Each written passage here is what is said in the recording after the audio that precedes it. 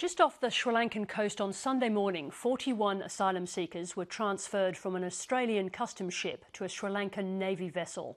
Having failed to reach Australia, the men and women on board have now been handed over to the Sri Lankan Criminal Investigations Authority.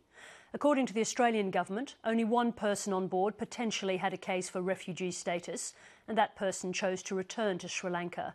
Meanwhile, another vessel reported to be carrying more than 150 Sri Lankans is unaccounted for. The asylum seekers on board may also be in the custody of the Australian government at sea.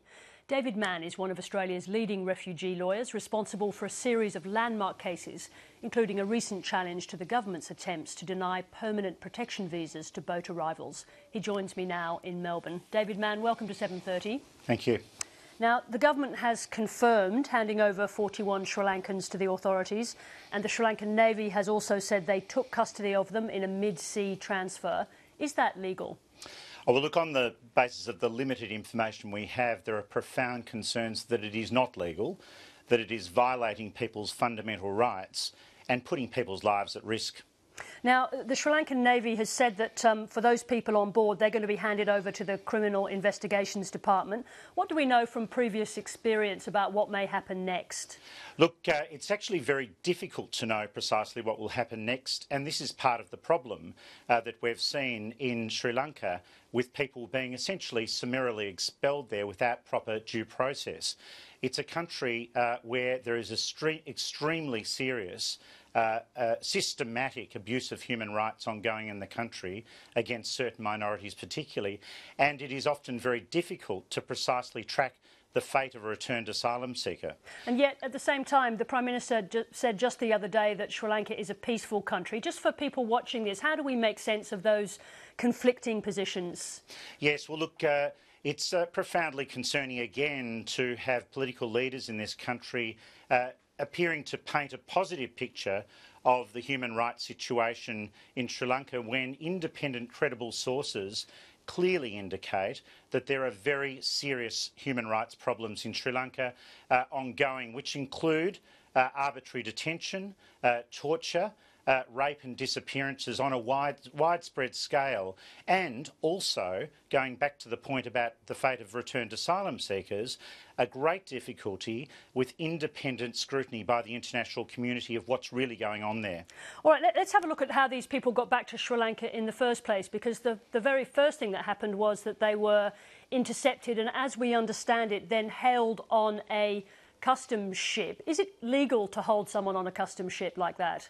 Well, I think the first thing to say is, again, it's very limited information we're going off because really the government continues to impose essentially a shroud of secrecy over the plight of people, and that itself is a profound concern because really we have fundamental obligations to protect people who come seeking our help, and the public has a right to know whether or not our government's meeting those obligations. But from the limited information we know, there are very real concerns about the holding of people in these circumstances, particularly where they may well be seeking asylum and require a proper examination of their circumstances and their case. So it is potentially legal to hold someone on a customs ship like that for an extended period where there is no evidence of piracy or another type of crime having been committed? Again, without all the circumstances, I don't want to speculate on the legality, but really the overarching concern here is that, and what we know from history, past history, is that people coming by boat are likely to be seeking asylum from persecution. Whether or not they're refugees is a question for proper determination under due process. And the real concern here is that from the limited information we know, this screening at sea may well have, it appears, deprived people of this basic right to have any case they have for protection properly considered under due process. Now, again, just to repeat what you said about how little information we have certain here, but the Minister has said this much, that those people, as you mentioned, were subjected to what they call enhanced screening. What's wrong with that? Well, really what's wrong with it is that to ensure that we properly assess whether or not someone does need the protection that we're obliged to give them if they're a refugee, that requires a proper examination of their claims. And what we know from this type of screening process and from the limited information coming out is that really this falls well short of getting to the heart of what we need to do, and that is give someone a fair hearing under fair and robust processes to work out whether or not they really do in fact need protection. Instead, what we have here, it appears, is a short set of cursory questions on the sea where these people, from all of our experience, are likely to be incredibly anxious, exhausted and petrified before authorities who they may also be very frightened of, without a circumstance of safety where they can actually start to understand their plight, understand their rights and be able to present any claims they have. Now, it has been reported that this form of screening was even more perfunctory than it normally is, but you've had some experience with people who've gone through this kind of screening in the past. Has it ever got it wrong?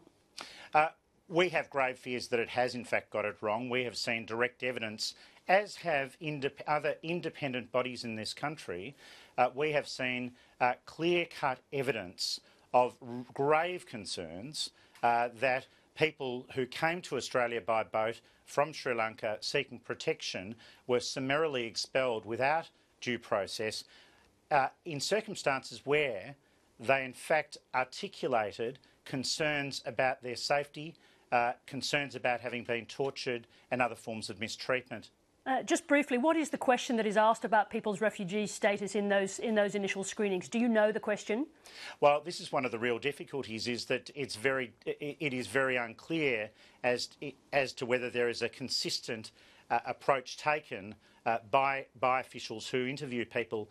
And one of the concerns that we've seen from the evidence of these so-called enhanced screening interviews is a failure to address the heart of the question, to enable someone to in fact express any fears that they have by, one, ensuring that they understand their rights, and two, providing them with sufficient opportunity to articulate any claims. And just very briefly, the other boat, as we understand it, there's potentially 153 people. If there is some form of injunction brought in that case, what will happen to the people on board? Briefly, if you could. Well, it sort of depends where they are, really, to start with, and that we don't know at the moment.